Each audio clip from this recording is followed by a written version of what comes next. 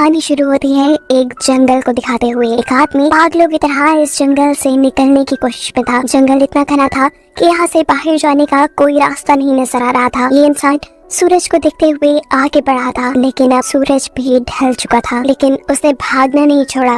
भागते भागते एक पॉइंट आया जहाँ एक फेरी के स्केलेटन पे उसे लिखा मिला पॉइंट ऑफ नो रिटर्न, यानी यहाँ से कोई वापस नहीं जा सकता। इस बोर्ड को देखकर परेशानी उसके चेहरे पे साफ जाहिर थी। अंधेरा गहरा हो जाता है और एकदम से सारे परिंदे उड़कर यहाँ से चले जाते हैं। छुपने की कोई जगह भी नहीं थी। ये आदमी बहुत ज्यादा डर रहा था, इसीलिए दरख्त के ऊपर चढ़ जाता है और उसकी बदकिस्मती कि वो इतने ऊंचे दरख्त से गिर गया। इससे पहले कि वो बेहोश हो जाता, हम देखते हैं कि कोई उसे खींच के ले गया। खींचने वाला कौन था ये नहीं दिखाया गया, लेकिन हमें इस आदमी की दर्द भरी चीखें सुनाई दी गई। सीन कट होता है और हमें 6 दिन बाद शहर में मीना नाम की एक लड़की को दिखाया जाता है। मीना की कोई दोस्त या फैमिली नहीं थी सिवाय एक बहन के। इस टाइम वो जिस पेट स्टोर पे काम कर रही थी, उसके बॉस उसे एक पैरट को जू पे छोड़ कर आने का ऑर्डर देते हैं। मीना इस पैरट को उठाकर अपने घर ले जाती है क्योंकि उसे अगले दिन जू जाना था। रात उसने इस पैरट के साथ गुजारी और फिर सुबह होने पर वो इस पैरट को लेकर जू के लिए निकल गई। लंबी सड़क पर चलते चलते एकदम से शायद उसने गलत टर्न ले लिया और वो पहुंच गई जंगल के बीचों बीच। ये वही जगह था जहां हम पहले एक आदमी को गायब होता देख चुके हैं। पहले तो वो अपनी गाड़ी के जरिए ही इस जंगल के अंदर जाती रही, लेकिन जब उसे यहाँ से बाहर निकलने का रास्ता समझ नहीं आया तो उसे इस गाड़ी से उतरना पड़ा। उसे लगा कि शायद यहाँ करीब कोई होगा जिससे वो मदद मांग ले। वो अपने पैरट को लेकर आगे बढ़ने लग जाती है। अंधेरा भी गहरा होता जा रहा था। एकदम से पहले की तरह ही सभी परिंदे इन दरख्तों से उड़ जाते हैं। मीना को अब डर लगने लगा था क्योंकि जमीन भी जोर जोर से हिल रही थी। उसे अपने करीब किसी के होने का भी एहसास होता है। दूर एक बुढ़ी औरत भाग रही थी। मीना भागते हुए उसका पीछा करती है। वो उसे मदद मांग रही थी, लेकिन वो औरत रुकती नहीं, भागती रहती है। मीना जब उसका पीछा करते करते थक गई तो वो वहाँ रुक गई। उसके रुकने पर बुढ़ी औरत ने उसे आवाज देकर कहा, अगर जिंदा रहना चाहती हो तो तेजी से भागकर हमारी तरफ आओ। ये सुनते ही मीना दोबारा उस बुढ़ी औरत की तरफ भागी और वो बुढ़ी औरत उसका हाथ पकड़कर उसे एक घर में ले आई। घर आते ही उसने इस घर को लॉक कर लिया। ये कोई घर नहीं था बल्कि एक काफी अजीब कमरा था जिसपे एक बहुत बड़ा सा मिरर लगा हुआ था। इस बुढ़ी औरत के साथ यहाँ 2 और लोग भी थे। मीना घबराकर इन लोगों से पूछती है ये कौन सी जगह है। ये लोग कोई जवाब नहीं देते और उसे मिरर के सामने खड़े होने को कहते हैं क्योंकि कोई उन्हें देखने आने वाला था। मीना पूछती है आखिर कौन देखने आ रहा है, तो वो बुढ़ी औरत मेडेलाइन जवाब देती है हमें वॉचर्स देखने आ रहे हैं। एकदम से यहाँ अजीबोगरीब आवाजें भी गूंजने लगी। इस बुढ़ी औरत ने बताया कि वॉचर्स तुम्हारे आने से खुश है, वो यहाँ तालियां बजा रही है तुम्हारे लिए। मीना बुरी तरह कंफ्यूज थी। मेडेलाइन जिन्हें वॉचर्स कह रही थी उन्हें ना तो अभी तक मूवी में दिखाया गया और ना ही मीना या किसी और ने उन्हें देखा था। ये रात गुजर जाती है। सुबह होने पर ये लोग इस जगह से बाहर निकल आते हैं। मेडेलाइन बताती है कि वो वॉचर्स सिर्फ रात में ही बाहर निकलते हैं, दिन के वक्त हम लोग जंगल में आजाद घूम सकते हैं। मीना को इस जंगल में नहीं रहना था, वो यहाँ से निकलने के लिए आगे बढ़ जाती है, पर मेडेलाइन कहती है ये तुम्हारा अच्छा फैसला नहीं, इस जंगल से बाहर निकलने का कोई रास्ता नहीं है। रात होने से पहले पहले हमें इस घर में वापस आना पड़ता है। अगर तुम लेट हो गई तो तुम अपनी जान से हाथ धो बैठोगी। मीना किसी की बात नहीं सुनती और अपने पैरट को लिए आगे बढ़ती रहती है। आगे बढ़ने पर उसे भी वही साइन दिखाई दिए, पॉइंट ऑफ नो रिटर्न वाले।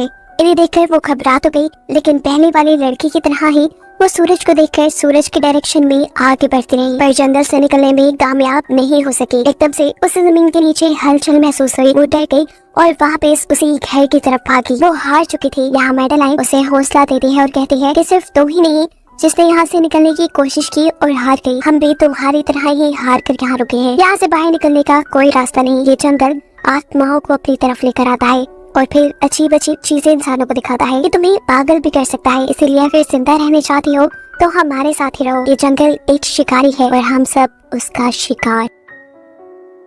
मेडेलाइन उसे पॉइंट ऑफ नो रिटर्न वाले काफी सारे साइन बोर्ड दिखाती है जो कि जंगल में गोल दायरे में लगाए गए थे। मेडेलाइन बताती है कि ये हमारे घर से आधे दिन के फासले पे लगे हैं, अगर इससे आगे गए तो वापस लौटना मुश्किल हो जाएगा, इसलिए कभी भी ये तुम्हें नजर आए तो तुम इन्हें इग्नोर मत करना। मीना पूछती है ये सब किसने बनाया, तो वो जवाब देती है ये एक प्रोफेसर ने बनाया था। रात हो जाती है कि लोग वापस उस घर के अंदर आ जाते हैं। हर रात वॉचर्स उन्हें देखने के लिए आते थे। आज की नामी लड़की उनके सामने डांस करती है और कहती है ये सब उन्हें पसंद है। ऐसा नहीं था कि इन चारों को हर रात वॉचर्स के सामने खड़ा ही रहना पड़ता था। ये लोग जो चाहते वो कर सकते थे, लेकिन उनकी तरफ अपनी कमर नहीं कर सकते थे। रात में तो इन्हें सिर्फ वॉचर्स का मसला था, लेकिन दिन में भी इन्हें बहुत मुश्किलों का सामना करना पड़ता था। ये जंगल से हर रोज कुछ न कुछ हंट करके लेके आते थे, जिनसे इनका गुजारा होता था। अगले दिन कीरा और मीना दोनों जंगल में खाना इकट्ठा करने के लिए जाती है। मीना कीरा से सवाल करती है आखिर के वॉचर्स चाहते क्या हैं? कीरा बताती है मुझे भी कुछ खास नहीं पता, लेकिन मैडेलाइन के पास एक थ्योरी है। उसके मुताबिक ये वॉचर्स हमें देखते हैं, हमें ऑब्जर्व करते हैं, लेकिन अगर हमने इन वॉचर्स को देखा तो हम पागल हो जाएंगे। कीरा अब उसे एक गड्ढा दिखाती है और कहती है ऐसे बहुत से गड्ढे जंगल में मौजूद हैं। दिन के वक्त ये सारे के सारे वॉचर्स इन गड्ढों में रहते हैं और रात में वो यहाँ से बाहर निकल आते हैं। मीना कीरा को बताती है कि उन्हें यहाँ फंसे हुए 6 महीने हो गए हैं। कीरा का हस्बैंड जंगल में रास्ता ढूंढने के लिए निकला है। उसे उम्मीद है कि वो जरूर रास्ता ढूंढ कर वापस आएगा और वो लोग यहाँ से बाहर निकल पाएंगे। हमें मालूम होता है कि असल में कीरा का हस्बैंड वही आदमी था जिसे हमने मूवी के स्टार्ट पे देखा, जिसे को यहाँ से ले गया। अपने घर के करीब वापस आने पर मैडेलाइन मीना को 3 रूल समझाती है यहाँ पर जिंदा रहने के। सबसे पहला कि वो रात के वक्त अपने घर का दरवाजा नहीं खोलेगी। दूसरा कि रात में वो आईने की तरफ अपनी कमर नहीं करेगी। और तीसरा ये कि दिन के वक्त वो उन गड्ढों के पास नहीं जाएगी और जितना हो सके रोशनी में रहेगी। अब इस रात मीना उन वॉचर्स के बारे में जानना चाहती थी, इसलिए वो मिरर के साथ कान लगाकर आवाजें सुनने की कोशिश करती है। जब उसे कुछ सुनाई नहीं देता तो वो मिरर की तरफ अपनी कमर कर लेती है और ऐसा करने पर उन वॉचर्स को गुस्सा आ चुका था। वो लोग जोर जोर से उस मिरर को मारने लग जाते हैं, यहाँ तक कि मिरर के अंदर क्रैक भी आ जाता है। शोर से मैडेलाइन भी उठ जाती है और वो मीना को मिरर की तरफ खड़े रहने को कहती है। ऐसा करने पे उनका गुस्सा ठंडा हो सकता था। खैर ये रात बिखर जाती है और अगले दिन मीना डैनियल के साथ शिकार पर निकलती है। मीना क्योंकि अपने अच्छे दिन यहाँ जाया नहीं करना चाहती थी, इसलिए वो यहाँ से निकलने की तैयारी कर रही थी। वो डैनियल से पूछती है क्या आज तक तुमने किसी वॉचर को देखा? डैनियल ना में जवाब देता है। तब मीना डैनियल को समझाती है कि मुझे लगता है कि ये सब मैडेलाइन की बनाई हुई कहानियां हैं, जिसके अंदर वो हमें फंसा रही है। हमें जरूर इन गड्ढों को जाकर चेक करना चाहिए, शायद हमें यहाँ से बाहर जाने का कोई रास्ता मिल जाए। डैनियल जो कि खुद यहाँ से बाहर जाना चाहता था, ना की बातें मान लेता है और अब मीना अपने साथ रस्सी बांधकर उस गड्ढे के अंदर उतरती है। रस्सी का दूसरा सिरा डैनियल ने पकड़ा हुआ था कि अगर मीना को कुछ भी हो वो जल्दी से मीना को बाहर की तरफ खींच ले। मीना नीचे गड्ढे में पहुंच जाती है, जहां उसे बहुत सारे इंसानों का सामान मिलता है। मीना इस सामान को इकट्ठा कर लेते हैं, जरूर वो जंगल में फंसे हुए इंसानों का ही सामान होगा। रस्सी के सहारे मीना और डैनियल उस सामान को बाहर ले आते हैं और इससे पहले कि मीना उस गड्ढे से बाहर निकलती, उसे गड्ढे के अंदर किसी की उंगलियां दिखाई देती हैं। वो ठीक से तो नहीं देख पाई कि ये क्या चीज थी, लेकिन वो डर गई। ये लोग उस सारे सामान को लेकर अपने सेफ हाउस में आ गए, जहाँ मैडेलाइन ने उससे पूछा कि ये सामान तुम्हें कहाँ से मिला। ये लोग झूठ बोल देते हैं कि ये सामान उन्हें जंगल से मिला है। मैडेलाइन को इस जंगल में रहते हुए बहुत अरसा गुजर चुका था। वो चाहती थी कि ऐसा सामान उसे जंगल से नहीं बल्कि गड्ढे से मिला होगा। वो मीना से पूछती रह जाती है बताओ तुमने गड्ढे के अंदर क्या देखा, लेकिन मीना उसे कुछ नहीं बताती। अब इन लोगों को गड्ढे से एक कैमरा भी मिला था। इस कैमरा को सीसीटीवी कैमरा बनाकर डैनियल और मीना इस घर के बाहर लगा देते हैं ताकि ये लोग भी वॉचर्स को देख पाएं। मैडेलाइन उनको समझाती रह जाती है ये तुम गलत कर रही हो, लेकिन ये दोनों उसकी एक नहीं सुनते। आज ये लोग वॉचर्स के इंतजार में बैठे थे ताकि इन्हें वो देख पाएं। अभी तक वॉचर्स नहीं आए थे, लेकिन आज इनके साथ कुछ अजीब होता है। उनका दरवाजा खटखटाया जाता है। ये लोग कैमरे से देखते हैं तो वहाँ उन्हें इंसानी टांग दिखाई दे रही थी। बाहर जो कोई भी था वो कीरा के हस्बैंड की आवाज में बात कर रहा था।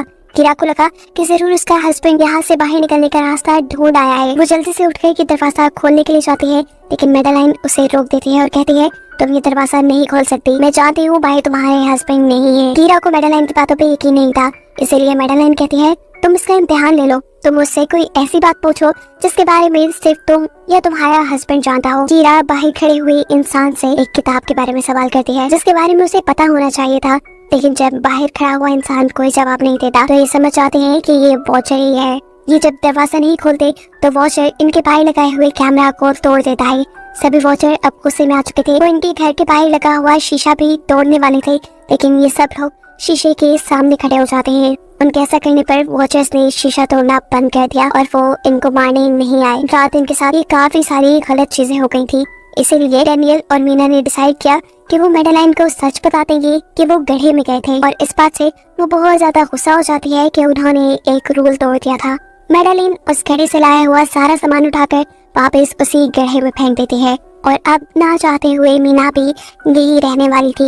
वक्त गुजरता गया, मौसम भी बदल गया। सर्दियाँ आ गई थी, लेकिन अभी तक ये लोग यही फंसे थे। मीना हर रोज यहाँ से बाहर निकलने वाले रास्ते की तलाश में जाती थी, लेकिन उसे कोई रास्ता नहीं मिलता था। उसने एक नक्शा भी बनाया था, उसे यकीन था कि कभी तो वो ये नक्शा पूरा कर ही लेगी। सर्दियों की वजह से इन्हें खाना भी ठीक से नहीं मिल रहा था और खाना ना मिलने की वजह से इनकी दिमागी हालत खराब होती जा रही थी। और इसी सब में मैडेलिन और डैनियल का झगड़ा हो जाता है। उसे में वो मैडेलिन के साथ साथ मीना को भी बाहर ही छोड़ के कीरा को सेफ हाउस में ले जाकर लॉक कर देता है। अंधेरा भी होने वाला था। मैडेलिन और मीना बहुत दरवाजा खटखटाती है, डैनियल की मिन्नतें करती है कि प्लीज ये दरवाजा खोल दो, लेकिन वो दरवाजा नहीं खोलता। फिर अंधेरा भी हो गया और मजबूरन इन्हें अपनी जान बचाने के लिए एक घने दरख्त के नीचे खड़ा होना पड़ा। अब तो इन्हें वॉचर्स के आने की आहटें भी सुनाई दे रही थी। इस टाइम मीना और मैडेलिन के साथ हम ऑडियंस को भी इन वॉचर्स की एक झलक दिखाई जाती है। ये लोग लंबे लंबे, पतले और खतरनाक थे।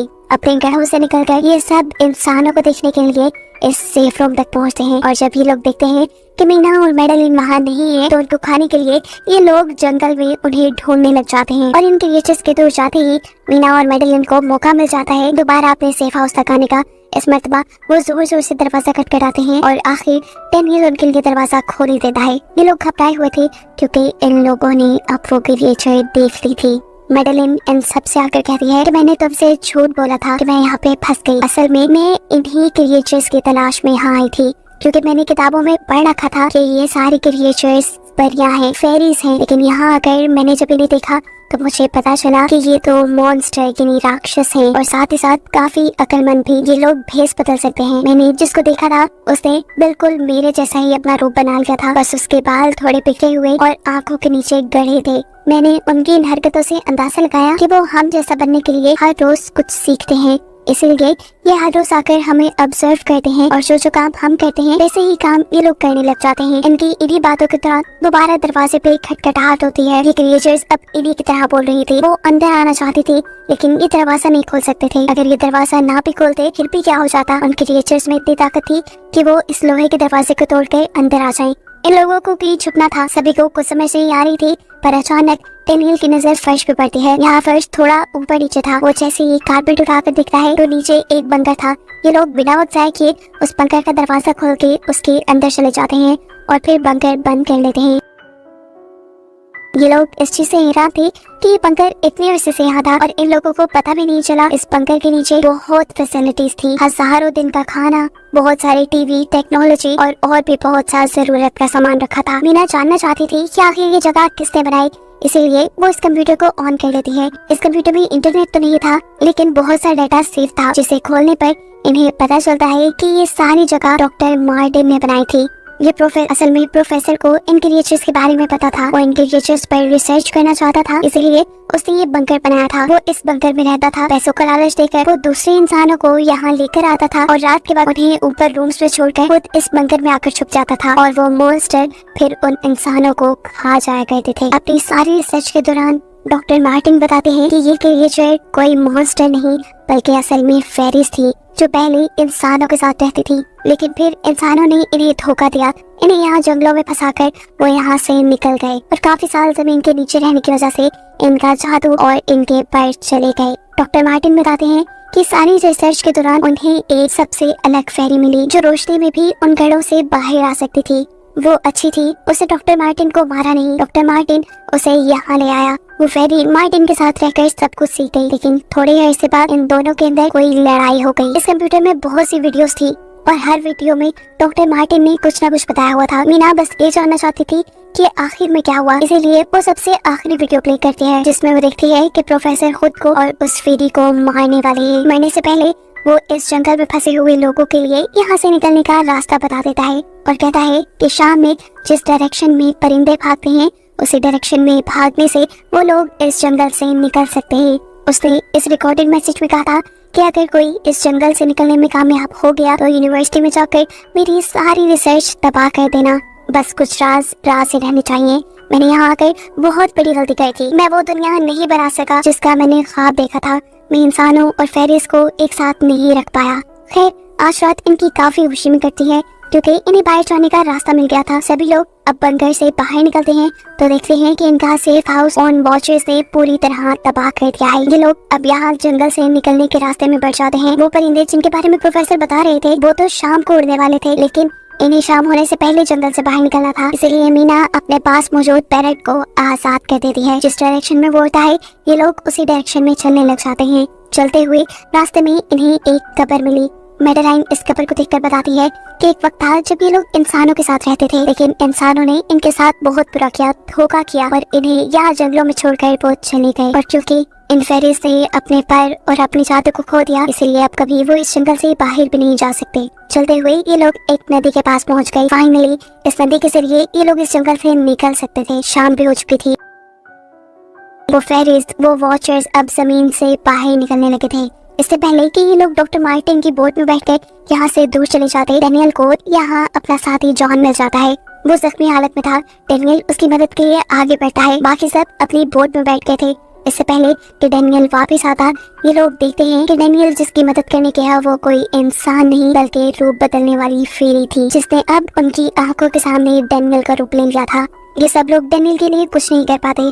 उस फेरी ने अब डेनियल के माथे पे एक निशान बनाते हुए उसे जान से ही मार डाला था। इन्हें मालूम होता है कि फेरीज ये नदी पार नहीं कर सकती और फाइनली ये लोग खुद इस नदी को पार करके शहर तक पहुंच जाते हैं। सीन कट होकर हमें दिखाया जाता है कि अब मीना डॉक्टर मार्टिन के कहे के मुताबिक उनकी यूनिवर्सिटी में उनका सारा डाटा खत्म करने के लिए आई है। और इससे पहले कि वो उनका रिसर्च डाटा डिलीट करती, उसे इसके जरिए एक नई बात पता चलती है कि जब हजारों साल पहले इंसान और फेरीज एक साथ रहते थे तो तब इनकी शादी भी हो जाया करती थी। ऐसे इंसानों और फेरीज के बच्चे भी हुए जिन्हें हाइब्रिड्स कहा जाता है। उसे यहाँ पे ये बात भी पता चली कि मैडेलाइन जो ने वहाँ मिली थी वो कोई और नहीं बल्कि प्रोफेसर की वाइफ ही थी। वो कंफ्यूज हो जाती है कि मैडेलाइन ने उसे ये बातें क्यों नहीं बताई। इस सारी कंफ्यूजन को शेयर करने के लिए वो कीरा के पास आती है और उसे बताती है कि जिस मैडेलाइन से हम जंगल में मिले थे वो असल में प्रोफेसर मार्टिन की वाइफ थी, लेकिन उसने हमें ये सच्चाई इसलिए नहीं बताई क्योंकि वो एक इंसान नहीं बल्कि एक भेस बदलने वाली फेरी ही थी। ये सुनकर कीरा हैरान हो जाती है। असल में काफी सालों पहले प्रोफेसर की वाइफ मैडेलिन लंग्स कैंसर की वजह से मर गई थी। प्रोफेसर उनसे बहुत प्यार करते थे, वो उनके साथ ही रहना चाहते थे। और फिर प्रोफेसर को पता चला इन भेस बदलने वाली फेरीज के बारे में। अपनी वाइफ की फोटो दिखाते हुए उसने उस फेरी को मैडेलाइन जैसा बना दिया। अभी ये सारी बातें मीना बता ही रही थी तो एकदम से उसे पता चला कि वो ये सारी बातें कीरा को नहीं बल्कि मैडेलिन को ही बता रही है, जिसने इस वक्त कीरा का भेस बदला हुआ था। जैसे ही असली कीरा यहाँ आती है मैडेलिन उसे बेहोश कर देती है, जिसके बाद वो फौरन मीना पे हमला करने के लिए आगे बढ़ती है ताकि उसका राज राज ही रहे। इससे पहले कि वो मीना को मार देती, वो उसे कहती है मैं इकलौती थी जो जंगल में सबसे अलग थी। वहाँ सारी फेरीज मेरा मजाक उड़ाती थी। मैं दिन के वक्त भी बाहर निकल सकती थी। इसी गुस्से में उन्होंने मुझे वहाँ से बाहर निकाल दिया। तब मीना उसे कहती है तुम अलग नहीं थी, तुम बहुत ज्यादा खास थी। असल में तुम हाइब्रिड हो, आधी इंसान और आधी फेरी हो। इसी वजह से तुम फेरीज के साथ भी रह सकती हो और इंसानों के साथ भी, और यही वजह है कि तुम उस जंगल से बाहर निकल आई। मीना के सारा सच बताते ही एकदम से मैडेलिन के पास उसके पैर और उसके जादू वापिस आ जाता है, जिसके बाद वो मीना को यही छोड़कर यहाँ से उड़ जाती है। अब कहानी कुछ हफ्तों बाद की दिखाई जाती है जहाँ मीना अब अपनी बहन के पास गई है। जंगल और फेरी वाले सारे वाक्य के बाद वो काफी डर गई थी और अब वो अपनी बहन के साथ ही रहना चाहती थी। उसने अपनी बहन को बताया कि मुझे लगता है कि वो फेरी अभी भी मेरा पीछा करती है। तब मीना की बहन उसे कहती है तुम डरो नहीं, कुछ नहीं होगा। और कहानी के आखिरी सीन में हमें एक बच्ची को दिखाया जाता है जो कि इस वक्त भी मीना के घर के नीचे ही थी। ये कोई और नहीं बल्कि वो फेरी मैडेलाइन ही है जो इनकी दुनिया में इस बच्ची के रूप में रह रही है। और इसी को दिखाते हुए ये कहानी यहाँ खत्म हो जाती है।